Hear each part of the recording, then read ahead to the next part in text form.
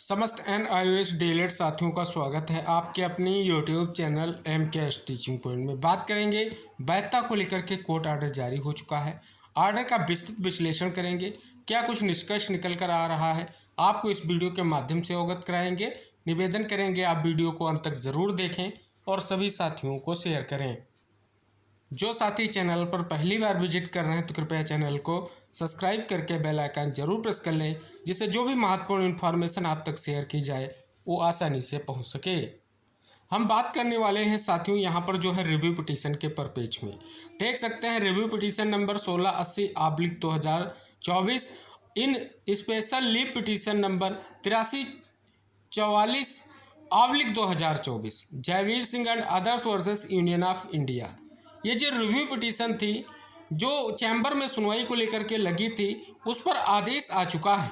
The application for listing review petition is open court is rejected, यानी open court में सुनवाई को लेकर के जो रिव्यू पिटीशन है वो खारिज कर दी गई है।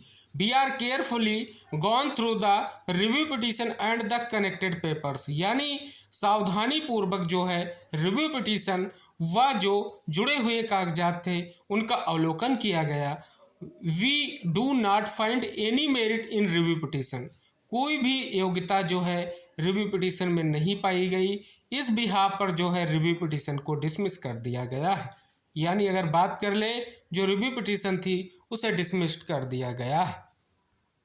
फिर बात कर ले यहाँ पर साथियों जो एक और महत्वपूर्ण निष्कर्ष दिया गया है दूसरे नंबर पॉइंट पर, the application for listing review petition is open court is rejected, यानी ओपन कोर्ट में जो रिव्यू पिटीशन लिस्टेड करने को लेकर के या सुनवाई को लेकर के जो एप्लीकेशन दाखिल की गई थी उसको रिजेक्ट कर दिया गया है। The review petition is dismissed in term of the signed order, यानी अगर हम बात कर लें इसका सीधा सा निष्कर्ष ये निकल कर आ रहा है कि हस्ताक्षरित आदेश के अनुसार जो है स्पष्ट तौर पर रिव्यू पिटीशन को खारिज किया जाता है। साथ ही अगर कोई भी पेंडिंग एप्लीकेशन हो, कोई भी पेंडिंग याचिका हो, सभी को जो है निपटाया जा रहा है या निपटान किया जा रहा है, यानी डिस्पोज्ड ऑफ हो गई। यानी अगर बात कर लें जो रिव्यू पिटीशन याचिका थी वो फिर से एक्सेप्ट नहीं हुई है। इसके बारे में हमने आपको विस्तृत तौर पर इंगित कराया था कि इससे पहले एक महत्वपूर्ण केस जो है Nainital high court double bench के फैसले को चैलेंज करते हुए सुप्रीम कोर्ट में याचिका दाखिल की गई, जिस पर सुनवाई जस्टिस BR गवई सर की ही बेंच में हुई। और जस्टिस BR गवई सर की जब बेंच में सुनवाई हुई तब उस याचिका को डिस्पोज्ड किया गया था, यानी याचिका को कहीं ना कहीं स्पष्ट तौर पर इस आधार पर निपटान किया गया था कि जो हाई कोर्ट का फैसला है उसमें किसी भी तरीके का कोई इंटरफेयर नहीं किया जाएगा। और आप सभी को इंगित करा दें, इससे पहले हाई कोर्ट में जब सुनवाई हुई थी तब साथियों स्पष्ट तौर पर सुप्रीम कोर्ट का जो फैसला है उसको कहीं ना कहीं आधार बनाते हुए हाई कोर्ट ने फैसला दिया था और बीएड अभ्यर्थियों को प्राथमिक शिक्षक भर्ती के लिए कहीं ना कहीं वैलिड नहीं माना था। तो इस प्रकार से अगर आप देखेंगे पूरी तरीके से स्थिति बिल्कुल क्लियर कट आप सभी के सामने आ चुकी है। और जिस रिव्यू पिटीशन या जिस केस की सुनवाई को लेकर के कई सारी जिज्ञासाएं आप सभी के मन में थी वो स्पष्ट हो चुकी हैं। यानी हम बात कर लें स्पष्ट तौर पर जो आपके NIOS डीएलएड से संबंधित जो फैसला आया था 28/11/2023 का, उसका अगर आप अवलोकन करेंगे तब भी साथियों स्पष्ट हो रहा है कि कहीं ना कहीं हाई कोर्ट फैसले को तब भी जो है सुप्रीम कोर्ट में चुनौती दी गई थी। हाई कोर्ट फैसले में NIOS डीएलएड को प्राथमिक शिक्षक भर्ती के लिए वैध माना गया था। और साथियों हम बात कर लें उस याचिका में भी जो याचिकाकर्ता जयवीर सिंह है उनका नाम आपको दिखेगा, आप आदेश को अवलोकित करें जिससे निष्कर्ष निकल कर आएगा।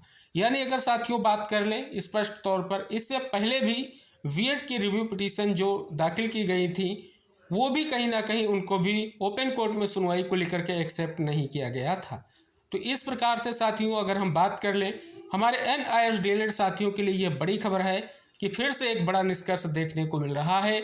यानी जो स्पष्ट तौर पर ये रिव्यू पिटीशन थी जिसको लेकर के सभी के मन में जिज्ञासा थी, अगर रिव्यू पिटीशन एक्सेप्ट हो जाती है तो आगे जो है ओपन कोर्ट में बहस हो सकती है और उससे निष्कर्ष कुछ निकल कर आ सकता है।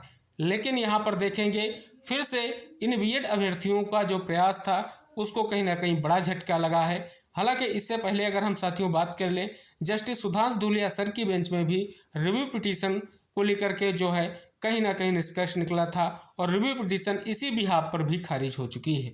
यानी अगर बात कर ले तो फिर से ये रिव्यू पिटीशन खारिज होना हमारे समस्त NISDLED साथियों के लिए क्या निष्कर्ष दे रहा है। अगर हम बात कर लें तो जिन अभ्यर्थियों के माध्यम से कहीं ना कहीं NISDLED बाहर हुआ था, आज वो पूर्णतः जो है कहीं ना कहीं प्राथमिक शिक्षक भर्ती से बाहर हो चुके हैं।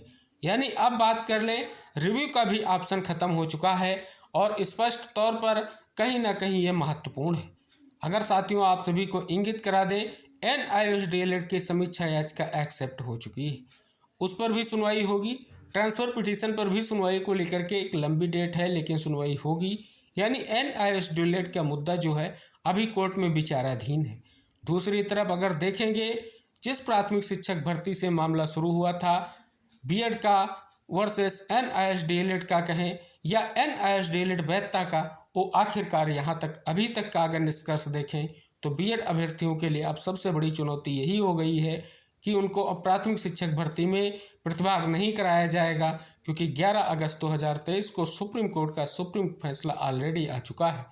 उस फैसले का परिपेक्ष लेकर के अगर हम बात कर लें, पहले जो याचिका की गई हाई कोर्ट नैनीताल में की गई, हाई कोर्ट नैनीताल ने कहीं ना कहीं स्पष्ट तौर पर सुप्रीम कोर्ट फैसले का परिपेक्ष बनाते हुए बीएड अभ्यर्थियों को प्रतिभाग कराने से कहीं ना कहीं रोक दिया। उसी आदेश को लेकर के एक और SLP सुप्रीम कोर्ट में जब जनवरी में दाखिल की गई, सुनवाई हुई, तब भी साथियों हाई कोर्ट के फैसले को बरकरार रखा गया। उसी फैसले को लेकर के ये रिव्यू दाखिल की गई और रिव्यू भी कहीं ना कहीं यहाँ पर रिजेक्ट कर दी गई। तो इस प्रकार से अगर पूरे घटनाक्रम का आप अवलोकन करेंगे तो NISDLED साथियों के लिए महत्वपूर्ण निष्कर्ष है, क्योंकि आने वाले समय में अगर समीक्षा याचिका से निष्कर्ष निकलेगा तो कहीं ना कहीं महत्वपूर्ण रहेगा।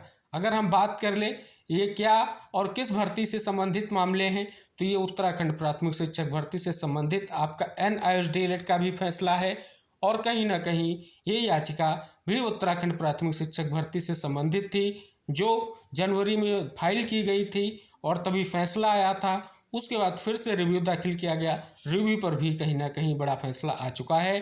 तो इस प्रकार से अभी NISDLED साथियों के लिए कहीं ना कहीं एक निष्कर्ष शेष है, लेकिन यहाँ पर कहीं ना कहीं बीएड अभ्यर्थियों के लिए अब बिल्कुल ऑप्शन जो है कहीं ना कहीं खत्म होते दिखाई दे रहे हैं, जिस प्रकार से ये रिव्यू जो है कहीं ना कहीं एक्सेप्ट नहीं हुआ है। तो इस प्रकार से साथियों जो ऑर्डर आया उसका निष्कर्ष है। कई सारे साथियों के मन में संशय था कि अगर ये रिव्यू एक्सेप्ट होगा तो एक बड़ी चुनौती रेगुलर DLED और NISDLED के लिए होगी। आखिरकार साथियों निष्कर्ष आप सभी के सामने है। इस वीडियो को जरूर शेयर करें और चैनल को जरूर सब्सक्राइब करें, क्योंकि जो भी महत्वपूर्ण अपडेट होगी आपको वीडियो के माध्यम से हम प्रोवाइड कराते रहेंगे। तो मिलते हैं नेक्स्ट अपडेट के साथ, तब तक के लिए टेक केयर, बाय बाय साथियों।